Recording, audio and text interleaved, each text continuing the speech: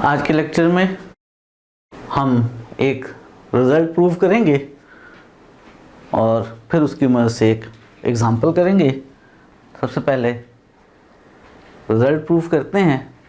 Prove ये करना चाहते हैं कि अगर आपके पास एक सीक्वेंस हो जिसकी हर टर्म पॉजिटिव हो और सीक्वेंस रियल नंबर्स की हो, और जब इसकी टर्म नंबर n+1 और n को डिवाइड कर नई सीक्वेंस बनाएं तो वो कन्वर्जेंट हो और उसकी लिमिट का आंसर L हो। xn हमारे पास सीक्वेंस है, पॉजिटिव रियल नंबर्स की सीक्वेंस है। हमने एक नई सीक्वेंस बनाई है, टर्म नंबर n+1 और nth टर्म को डिवाइड करके इस सीक्वेंस की लिमिट हल की है। इसकी लिमिट का आंसर L आ गया है, यानी ये कन्वर्जेंट सीक्वेंस बनी है और ये आंसर जो L आया है ये 1 से लेस है। अगर ऐसा है तो फिर हम कह ये सकते हैं कि जो सीक्वेंस xn है वो भी कन्वर्जेंट सीक्वेंस है। ना सिर्फ ये कह सकते हैं कि वो कन्वर्जेंट सीक्वेंस है, बल्कि हम ये भी बता सकते हैं कि उसकी लिमिट का आंसर 0 है। हमें यहाँ पे गिवन ये है कि xn पॉजिटिव नंबर्स की सीक्वेंस है। गिवन हमें ये है कि जब आप नई सीक्वेंस xn+1 ओवर xn बनाते हैं तो वो कन्वर्जेंट है, और गिवन ये है कि उसकी लिमिट का आंसर 1 से छोटा है। और हमने प्रूव ये करना है कि हमारी जो गिवन सीक्वेंस xn थी वो कन्वर्जेंट सीक्वेंस है और उसकी लिमिट का आंसर 0 है। ये दो बातें हमने प्रूफ करनी है। इसके प्रूफ में हम इस्तेमाल करेंगे कुछ प्रीवियस रिजल्ट्स का। मैं याद करवा देता हूँ। एक रिजल्ट हमने ये किया था कि अगर कोई सीक्वेंस कन्वर्जेंट हो और उसकी हर term greater or equal to 0 हो, नेगेटिव ना हो, तो फिर उसकी लिमिट का आंसर भी ग्रेटर आर इक्वल टू 0 होता है। इस रिजल्ट का इस पे इस्तेमाल करेंगे तो आप कह सकते हैं जो हमारे पास सीक्वेंस xn+1 ओवर xn बन रही है उसकी टर्म्स ग्रेटर देन 0 हैं। क्योंकि xn ग्रेटर देन 0 है तो xn+1 ओवर xn भी ग्रेटर देन 0 है। अगर ये ऐसी सीक्वेंस है कि इसकी हर टर्म ग्रेटर देन 0 है, इसकी लिमिट एग्जिस्ट कर रही है, कन्वर्जेंट है, तो नतीजा ये निकलेगा कि ये जो हमने नई सीक्वेंस बनाई है इसकी लिमिट का आंसर जो है वो ग्रेटर आर इक्वल टू 0 है, यानी L greater or equal to 0 है। एक दूसरा रिजल्ट हमने इस्तेमाल करना है कि अगर आपके पास कोई नंबर से b है जो 0 और 1 के दरमियान है, आपने b की पावर n लेकर सीक्वेंस बनाई है, तो ये सीक्वेंस कन्वर्जेंट होगी और ये 0 को कन्वर्ज करेगी। ये रिज़ल्ट हमने लेक्चर नंबर 29 में प्रूफ किया था। अगर आप इसका प्रूफ देखना चाहते हैं तो देख सकते हैं। और ये पहला रिज़ल्ट जो स्टेट किया है वो हमने लेक्चर नंबर 34 में प्रूफ किया था। आप वहाँ से इसका प्रूफ देखना चाहें तो देख सकते हैं। इसके अलावा मुझे एक और रिज़ल्ट इस्तेमाल करना है जो हमने लेक्चर नंबर 30 में किया था, और वो रिज़ल्ट ये है कि अगर आपके पास एक सीक्वेंस है an, रियल नंबर्स की सीक्वेंस है जिसकी हर term greater or equal to 0 है, और ये जो सीक्वेंस an है ये 0 को कन्वर्ज कर रही है। अगर आप सीक्वेंस xn के लिए ये इनक्वालिटी बना सकें, यानी xn माइनस x का मॉडुलस लेस हो c टाइम्स an से, जहाँ पर x कोई रियल नंबर है, c कोई पॉजिटिव रियल नंबर है, c ना सिर्फ रियल नंबर है बल्कि c पॉजिटिव रियल नंबर है। अगर आप ऐसा रिजल्ट बना सकें तो ऐसी सूरत में जो आपके पास सीक्वेंस xn होगी वो भी कन्वर्जेंट होगी और उसकी लिमिट का आंसर x होगा। अगर आपके पास an कोई नॉन नेगेटिव टर्म्स की सीक्वेंस हो जिसकी लिमिट का आंसर 0 हो, एक सीक्वेंस xn के लिए आप ये इनक्वालिटी बना सकें कि xn माइनस x का modulus lesser equal to c times an है, और ये रिजल्ट होल्ड कर रहा है all n greater or equal to n0 के लिए, जहाँ पे n0 कोई फिक्स नंबर है। ऐसी सूरत में जो सीक्वेंस xn होगी उसकी लिमिट का आंसर x होगा। ये रिजल्ट्स हैं जिनका मैंने इस्तेमाल करना है। मैंने आपको बताया हमें इस थ्योरम के अंदर दो बातें गिवन हैं। एक बात ये गिवन है कि xn ग्रेटर देन 0 है, एक बात ये गिवन है कि xn+1 ओवर xn से बनने वाली जो सीक्वेंस है उसकी लिमिट का आंसर अगर L है तो वो हमें गिवन है, वो आंसर 1 से लेस है। और हमने प्रूव ये करना है कि जो हमारी सीक्वेंस xn है वो कन्वर्जेंट है, ना सिर्फ कन्वर्जेंट है बल्कि उसकी लिमिट का आंसर 0 है। ये बात हमने प्रूफ करनी है। तो प्रूफ स्टार्ट करते हैं। सबसे पहले मैं इस बात का इस्तेमाल करने लगा हूँ क्योंकि हमें गिवन ये है कि xn sequence of positive terms है, इसलिए xn प्लस 1/xn वाली जो सीक्वेंस बनेगी वो भी ग्रेटर देन 0 वाली सीक्वेंस होगी। और हमें गिवन ये है कि जो सीक्वेंस xn प्लस 1/xn है ये कन्वर्जेंट सीक्वेंस है, और हम डिसाइड कर चुके कि इसकी हर टर्म ग्रेटर देन 0 है। तो इस रिजल्ट के मुताबिक इसकी जो लिमिट का आंसर आएगा वो भी ग्रेटर और इक्वल टू 0 होगा। Limit n approaches to infinity xn plus 1/xn का जो आंसर उसने l दिया हुआ है ये ग्रेटर और इक्वल टू 0 हो गया। हम इस वक्त करने ये लगे हैं कि एक नंबर r ले रहे हैं l से बड़ा और 1 से छोटा नंबर। क्या ऐसा नंबर लिया जा सकता है? बिल्कुल लिया जा सकता है। 1 एक रियल नंबर है, l एक रियल नंबर है, और आपको रिज़ल्ट याद होगा कि हर 2 रियल नंबर्स के दरमियान रियल नंबर एग्जिस्ट करता है, ना सिर्फ एक बल्कि इन्फिनिट। हमने एक ख़ास तरह का रियल नंबर लिया है r जो l से बड़ा और 1 से छोटा है, और हम एक नंबर एप्सिलॉन बना रहे हैं r माइनस l से, क्योंकि r l से बड़ा है तो r माइनस l 0 से बड़ा नंबर होगा। ये हमने अब एप्सिलॉन बनाया है। हमें गिवन ये है कि जो हमारी सीक्वेंस xn प्लस 1/xn है वो l को कन्वर्ज कर रही है। अगर ये इसको कन्वर्ज कर रही है तो कन्वर्जेंट सीक्वेंस की डेफिनेशन के मुताबिक हर पॉजिटिव एप्सिलॉन के कॉरस्पॉन्डिंग हमें एक नेचुरल नंबर n0 मिलेगा। तो यहाँ पर हमें इस एप्सिलॉन के कॉरस्पॉन्डिंग एक नेचुरल नंबर n0 मिलेगा। किस खूबी के साथ? इस खूबी के साथ कि xn plus 1/xn minus l का जो मॉडुलस है वो एप्सिलॉन से लेस होगा, और ये इनक्वालिटी होल्ड करेगी for all n greater equal to n0 के लिए। हमने xn प्लस 1/xn के कन्वर्जेंट होने का इस्तेमाल किया है। हर पॉजिटिव एप्सिलॉन के लिए हमें मिलना है एक नेचुरल नंबर n0 के xn plus 1/xn minus l का मॉडुलस उस एप्सिलॉन से लेस हो। हमने वो ख़ास एप्सिलॉन लिया है और वो एप्सिलॉन हमने r माइनस l के इक्वल लिया है।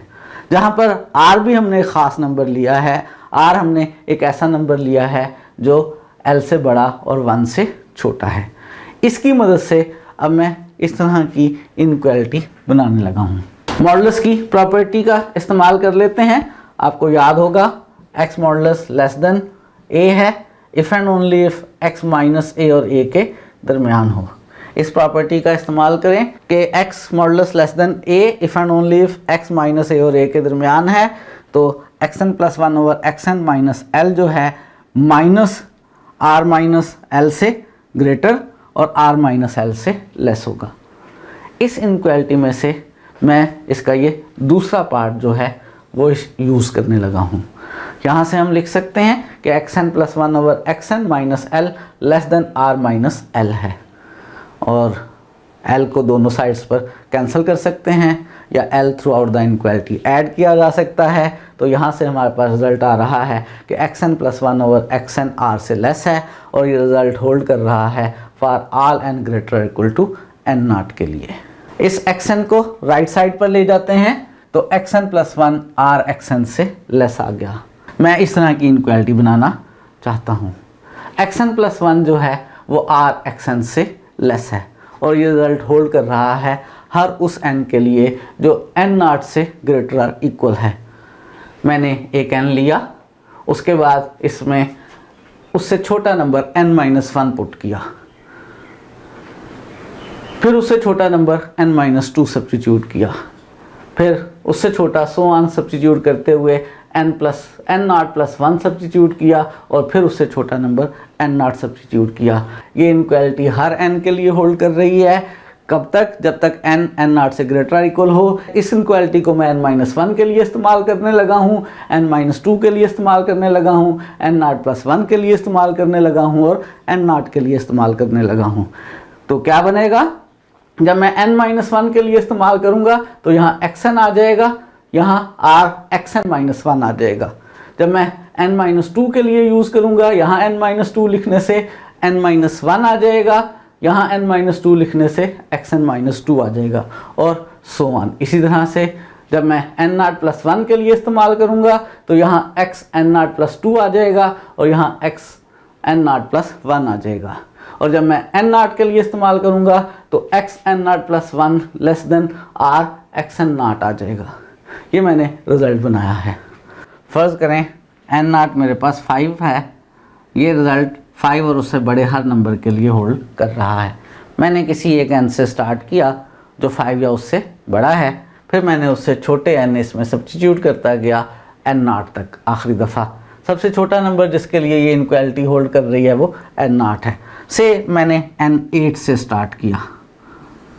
जब मैंने n8 से स्टार्ट किया तो यहाँ 8 + 1 9 आ जाएगा, x9 is less than r x8।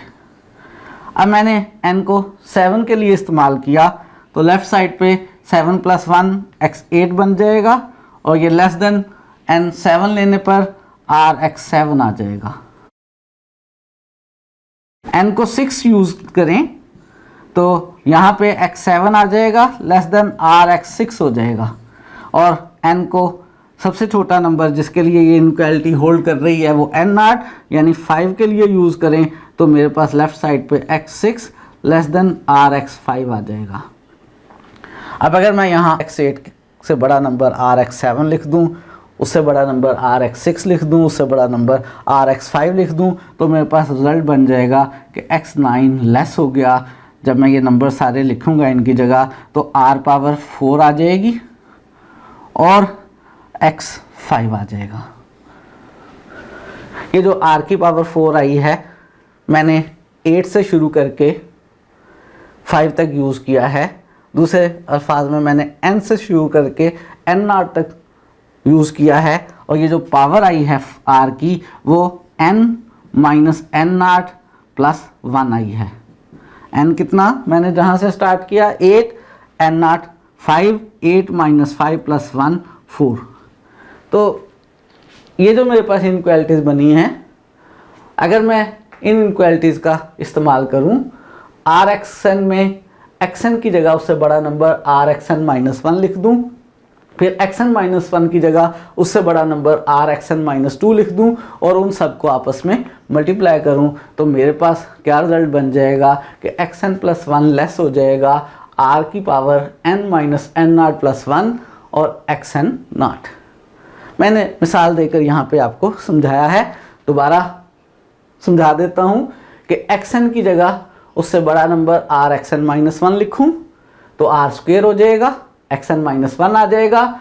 xn-1 की जगह उससे बड़ा नंबर r xn-2 लिखूँ तो यहाँ r³ और xn-2 आ जाएगा। ये सब्स्टिट्यूशंस करता चला जाऊँ, बड़ा नंबर लास्ट में r xn0 लिखूँ तो r⁴n - n0 + 1 बन जाएगी और xn0 आ जाएगा। इसको थोड़ा सा और सिंप्लीफाई कर लेते हैं। राइट साइड पे मैंने xn0 को और r⁻- n0 को अलग कर लिया है, r⁻- n0 को नीचे लिख लिया है तो r⁻n0 हो गई है, और ये r⁻n+1 रह गया है। मैंने आपसे कहा मैं इस तरह का रिज़ल्ट बनाना चाहता था, क्या बन गया है। यहाँ पर मैं लेना चाहता था 0। मैंने प्रूव ये करना है कि जो मेरी सीक्वेंस है xn वो 0 को कन्वर्ज कर रही है। गो कि मैंने रिज़ल्ट xn के लिए बनाना है, लेकिन यहाँ मैं xn+1 के लिए बना रहा हूँ। इसको थोड़ा सा सिंप्लीफाई करते हैं, क्योंकि मुझे ये रिज़ल्ट बनाने के लिए यहाँ पर एक नंबर c चाहिए जो पॉजिटिव हो, तो ये जो मेरे पास इस वक्त फिक्स नंबर आ रहा है इसका नाम मैंने c रख दिया है। ये जिसका नाम मैंने c रखा है ये पॉजिटिव नंबर है। क्यों पॉजिटिव नंबर है? क्योंकि हमारे पास सीक्वेंस की हर टर्म पॉजिटिव है। हमारे पास जो r है वो l से बड़ा नंबर है, पॉजिटिव नंबर है। r की पावर लेंगे पॉजिटिव नंबर आएगा, दोनों को डिवाइड करेंगे तो पॉजिटिव नंबर आएगा। इसका नाम मैंने c रख लिया है, तो मेरे पास यही इनक्वालिटी बन जाएगी xn+1 लेस है crn+1 से। बनाना चाहता हूँ इस तरह का रिजल्ट और यहाँ 0 लेना चाहता हूँ। C बन गया, यहाँ पे जो सीक्वेंस an चाहिए थी वो यहाँ R बन गई। सिंपल इतना सा फर्क है कि n की बजाय n+1 आ रहा है। ये कोई ऐसा फर्क नहीं है। अगर सीक्वेंस की टर्म Rn सीक्वेंस की टर्म नंबर n+1 के लिए कोई रिजल्ट बनाएंगे तो वही सीक्वेंस की टर्म नंबर n के लिए भी बन जाएगा, वो कोई ऐसा मसला नहीं है। इसमें मैंने लेफ्ट साइड पे मॉडुलस लिख लिया और -0 कर लिया। कोई फ़र्क पड़ेगा? -0 करने से कोई फ़र्क नहीं पड़ेगा, मॉडुलस लेने से फ़र्क पड़ सकता है। लेकिन यहाँ पर मेरे पास जो सीक्वेंस की हर टर्म है वो क्या है? वो ग्रेटर देन 0 है। हमें ये बताया गया था अगर xn+1 ग्रेटर देन 0 है तो इसका मतलब है मैं x+1 लिखूं या x+1 का मॉड लिखूं, एक ही बात है। मॉडुलस की प्रॉपर्टी के मुताबिक पॉजिटिव रकम का मॉडुलस सेम आ जाता है। तो मैंने एक तो इसका मॉडुलस ले लिया और -0 लिख लिया अपने पास से। एग्जैक्टली इस तरह की शेप बन गई। मेरा ये रिजल्ट होल्ड कर रहा है हर n greater equal to n0 के लिए। इस तरह की शेप बन गई है। बस एक बात और हो कि ये जो r⁻n+1 वाली सीक्वेंस है ये कन्वर्जेंट हो, तो फिर थ्योरम की सारी रिक्वायरमेंट्स पूरी हो जाएंगी और उसके अकॉर्डिंगली मेरी जो सीक्वेंस xn+1 है वो 0 को कन्वर्ज करेगी। क्या r⁻n+1 वाली जो सीक्वेंस है वो कन्वर्ज कर रही है और क्या वो 0 को कन्वर्ज कर रही है, ये डिसाइड करना है। हमने जो r लिया था वो l से बड़ा और 1 से छोटा था। l के बारे में हमने डिसाइड किया था कि ग्रेटर इक्वल टू 0 है। इन दोनों इनइक्वालिटीज़ को इकट्ठा करें। जब आप इन दोनों इनइक्वालिटीज़ को इकट्ठा करते हैं तो आप कह सकते हैं कि r 0 से बड़ा और 1 से छोटा है। r 0 से बड़ा और 1 से छोटा है, ये वाला रिजल्ट इस्तेमाल करने लगे हैं। अगर कोई नंबर b 0 से बड़ा और 1 से छोटा हो और उसकी पावर n लेकर सीक्वेंस बनाए तो वो सीक्वेंस 0 को कन्वर्ज करती है। r मेरे पास 0 से बड़ा और 1 से छोटा नंबर है, r की पावर n+1 लेकर सीक्वेंस बनाई है। r की पावर n लेकर बनाएं या r की पावर n+1 लेकर बनाएं, रिजल्ट एक ही जैसी बात है। आप n+1 को n प्राइम कह लें, n प्राइम भी कोई नेचुरल नंबर ही है। तो मेरे पास ये जो सीक्वेंस है r⁻n+1 ये 0 को कन्वर्ज कर रही है। अब ये वाली सारी कंडीशंस जो इस थ्योरम में थी वो फुलफिल हो गई हैं। इसका मतलब है मेरे पास ये वाली सीक्वेंस xn+1 जो है वो 0 को कन्वर्ज कर रही है। सीक्वेंस xn+1 0 को कन्वर्ज कर रही है, इसकी लिमिट का आंसर 0 है। ये मैंने इस 2 और 3 का इस्तेमाल करके और इस थ्योरम का इस्तेमाल करके ये रिजल्ट ड्राइव किया है। मैं सीक्वेंस xn की लिमिट हल करना चाहता था, मैंने सीक्वेंस में टर्म नंबर n+1 के लिए लिमिट हल कर ली है, कोई मसला नहीं है। हमने प्रूव किया हुआ है कि सीक्वेंस की m टेल की जो लिमिट होती है वही सीक्वेंस की लिमिट होती है। सीक्वेंस की ये इस वक्त 1 टेल हम इस्तेमाल कर रहे हैं, यानी सीक्वेंस की टेल 1, यानी आप सीक्वेंस की टर्म 2 से शुरू हो रही हैं, 1 से शुरू नहीं हो रही हैं। अगर ये 0 को कन्वर्ज कर रही है तो सीक्वेंस xn भी इटसेल्फ 0 को ही कन्वर्ज करेगी। Limit n approaches to infinity, xn किसके इक्वल आ गया? 0 के इक्वल आ गया। तो हमने रिजल्ट प्रूव ये किया है कि अगर आपके पास एक सीक्वेंस xn हो जिसकी हर टर्म पॉजिटिव हो और जब आप उससे सीक्वेंस xn+1 ओवर xn बनाएं और ये वाली सीक्वेंस कन्वर्जेंट हो, इसकी लिमिट का आंसर से l हो और वो ना आंसर l1 से छोटा हो, तो फिर सीक्वेंस xn भी कन्वर्जेंट होती है। ना सिर्फ कन्वर्जेंट होती है, हमें उसकी लिमिट का भी आंसर मिल जाता है। हमें ये भी पता चल जाता है कि वो 0 को कन्वर्ज कर रही है।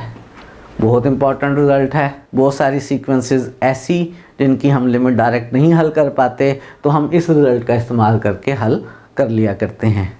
एक एग्जांपल देखने लगे हैं और एग्जांपल क्या है? एवेल्यूएट करनी है limit n approaches to infinity n/2n। अगर हम डायरेक्ट हल करने की कोशिश करते हैं तो डायरेक्ट हम इसको हल नहीं कर पाते।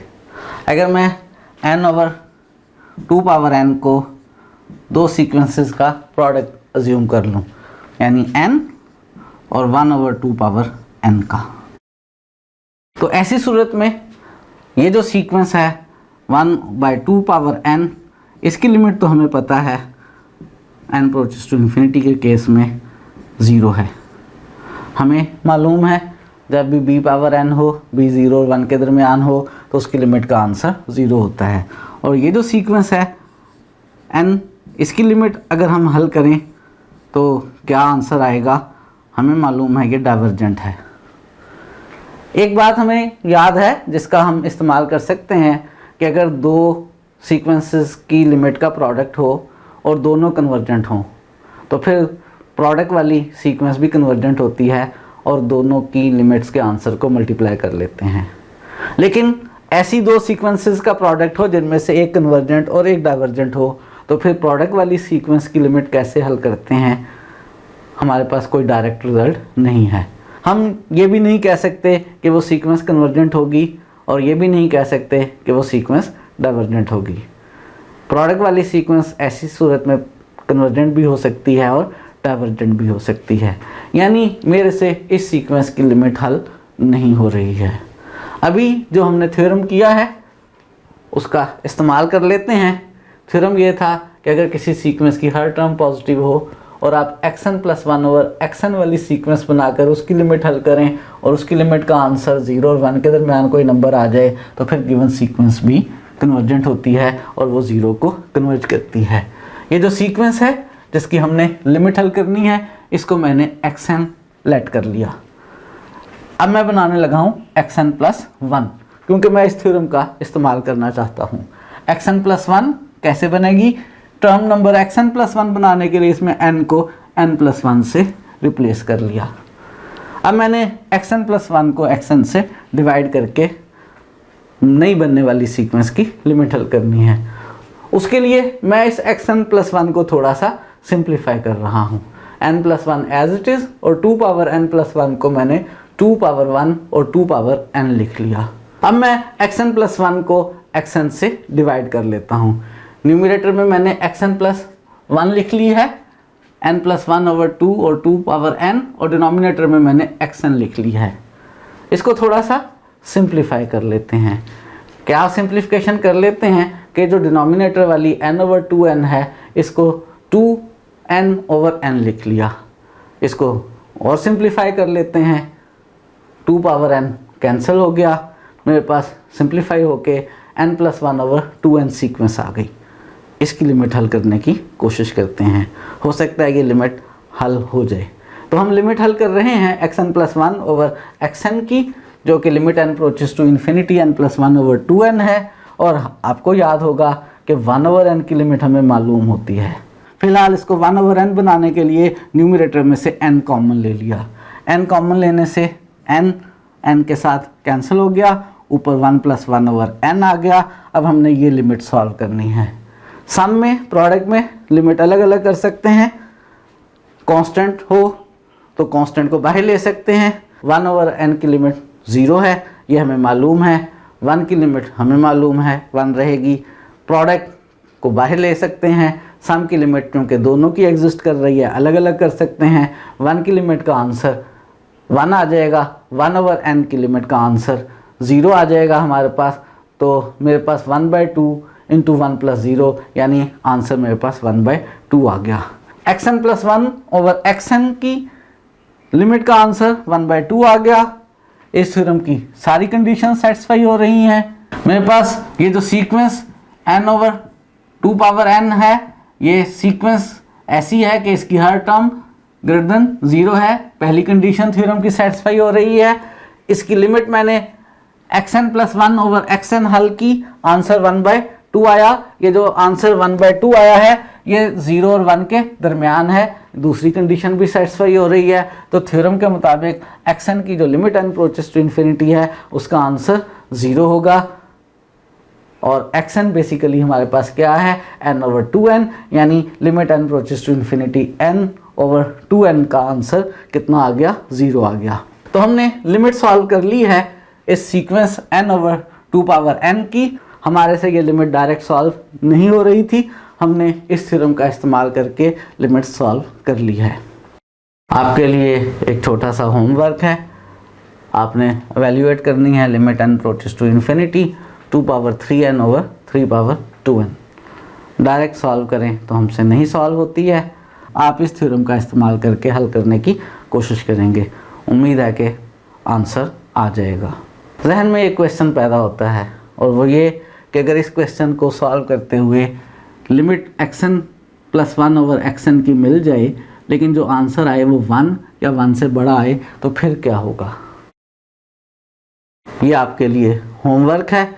आपने सोचना है, अपने जहन का इस्तेमाल करना है कि अगर सीक्वेंस की हर टर्म पॉजिटिव हो और xn + 1/xn की लिमिट हल होकर आंसर हमारे पास 1 से बड़ा या 1 आ जाए, तो क्या फिर भी हम कोई कंक्लूजन ड्रा कर सकते हैं कि जो सीक्वेंस xn है वो कन्वर्ज कर रही है या डाइवर्ज कर रही है, या नहीं ड्रा कर सकते। इस बात को डिस्कस करेंगे नेक्स्ट लेक्चर में। आज के लिए इतना ही।